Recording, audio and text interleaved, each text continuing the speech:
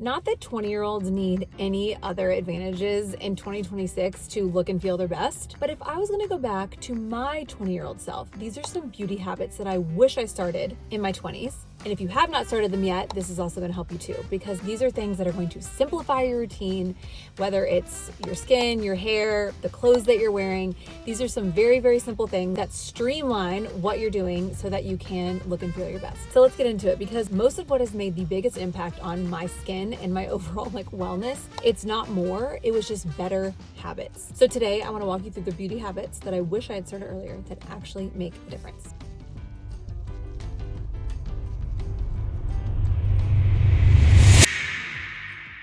If you're new here, I'm Jordan Harper, board certified nurse practitioner, founder and CEO of Barefaced, a results-driven skincare brand rooted around the philosophy less but better.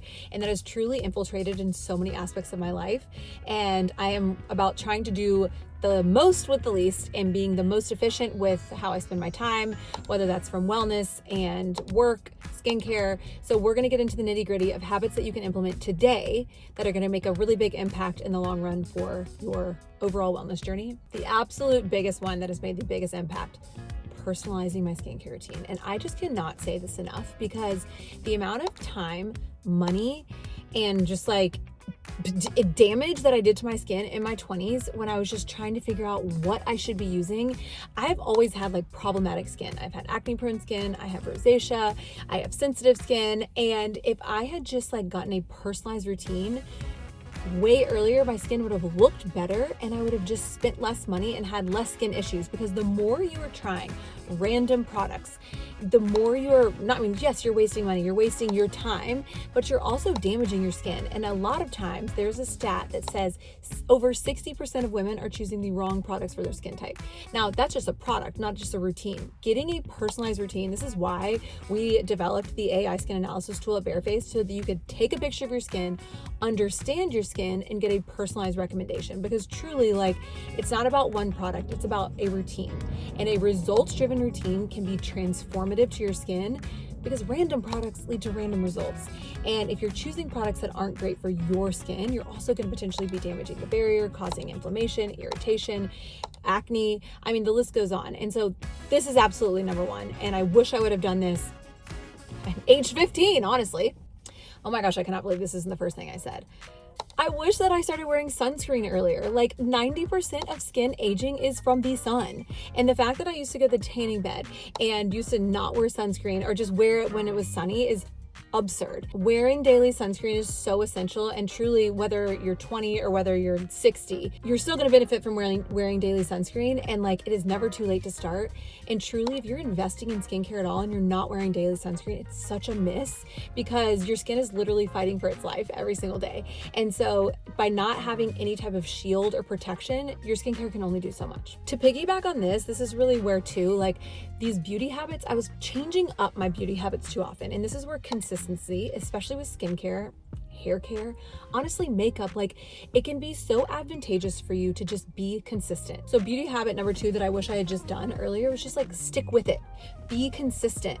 And when you're jumping around, whether it's trying trending products, trending workouts, trending anything, and you're just jumping around all the time, it is so hard to make a change, a realistic change in your skin, in your body. And so consistency, it just eliminates the mental load. And so if you're a mom, if you're a working mom, if you're just a woman these days, the mental load is real. And so if we can be consistent with things, they become mindless. It becomes one less thing to manage. So I wish that I had just picked something and been consistent with it and not expected this dramatic overnight result with skincare, with workouts, with anything. The next thing is double cleansing. I wish I had started this so much earlier. Double cleansing my face. I do this every single night. This has been transformative, especially if you have blemish prone skin, if you have skin congestion, if you feel your skin looks dull, if you feel your pores look big, double cleansing is essential. I don't care if you're wearing makeup, it's still beneficial. The first cleanse, you're gonna actually get your makeup off, get the debris off from the day. I use a micellar water. You can use a cleansing balm or an oil cleanser. The second cleanse is what's actually working on the skin. You pick a cleanser for your skin type. I also double cleanse my hair. So it's a double cleanse situation. I wash my hair once a week. I know, it's crazy. And I hardly even use dry shampoo, but I double cleanse with shampoo when I do wash my hair. And this has made a huge difference in preventing buildup, dandruff, itchy scalp, oily scalp, wish I would have started this years ago. 20-year-olds, 30-year-olds, 40-year-olds, stop touching your skin, stop picking your skin. This is actually something I still struggle with. I just sometimes cannot help it. And I know it's gonna cause increased inflammation. I know it's gonna cause increased risk of scarring, but I still just cannot stop. So don't be like me. I know it's not good, and I would tell anyone, my 20-year-old self, my 30-year-old self, like I just picked something 2 days ago. Like, what am I doing? Don't do it though. Don't do it. Okay, the next thing I would say is making sure you're treating your neck, your chest, the back of your hands, just like you do your face. You cannot neglect these areas, and these areas just tend to age more poorly, and a lot of it is from neglect. Don't neglect the neck. Don't neglect the chest or the back of hands. Just bring everything down and then use your residual products on the back of your hands. Also sunscreen, because look at this. You're driving, I'm in my car, you're driving like this, you're for sure getting sun on your hands. These are just little things you can do with your skincare to make sure you're bringing it down, and you're also taking care of areas that are very commonly neglected. Okay, another little habit that I started in my 30s, but I wish I started earlier, was my sleep. Sleeping on a silk pillowcase. This is just so simple, and it's something that is good for your hair, it's good for your skin. Sleeping with your hair pulled back. You don't need to be sleeping on your hair. Your hair doesn't need to be touching your skin while you sleep. So I sleep with my hair back in a braid, and I mean, this would have probably saved me from so many breakouts. I also started sleeping, and I don't even know if my 20-year-old self would have done this, but when you are a side sleeper, you will get sleep lines. And I started waking up with a lot of creases in my eyes from sleeping on the side. So I will, not every night because it's just not realistic, but I will sometimes occasionally sleep with silicone strips around my eye area. And I love when I wake up when I do, because I'm not waking up with all these like lines from just smashing my face against my pillow all night. The other thing is I have a pillow now for neck alignment. And again, I don't know if I would have done this if I was 20, because did I care about my neck alignment? Probably not. But now I'm going to the chiropractor once a month, and it's just like a lifestyle. But now I'm obsessed with my pillow because it keeps my neck alignment. I don't wake up with a crick in my neck, and it also kind of supports me, so I'm not really smashing my face as much while I sleep. So I say this is for 20s, but like, would I have done this? Probably not. But I do like it now. I'm 39. Last two, I think, would have just saved me so many just outfit faux pas, if you will. Getting color match, so I actually know what colors look good on my skin.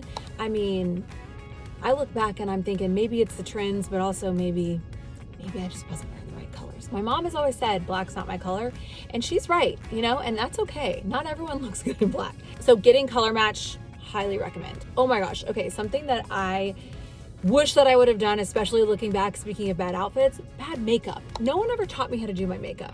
And my mom's not a makeup person. Like, I wish I went and got like a tutorial on how to do my makeup.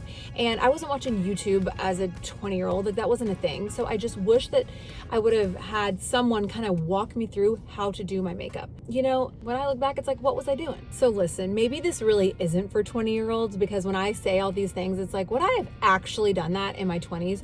Probably not, but especially the sunscreen. I wish I would have started that. I will say, I do like these beauty habits now, and I'm so glad that I implemented them. So if you are probably in your 30s, you're more likely to adopt these things, and truly, like, they're not hard, they're simple, and they also make things like what to use every day, what outfits to pick out, what makeup to use, what skincare to use. They make it so much easier. So anyways, I hope this helped. I release a new video every week, and don't forget to like and subscribe. See you next week.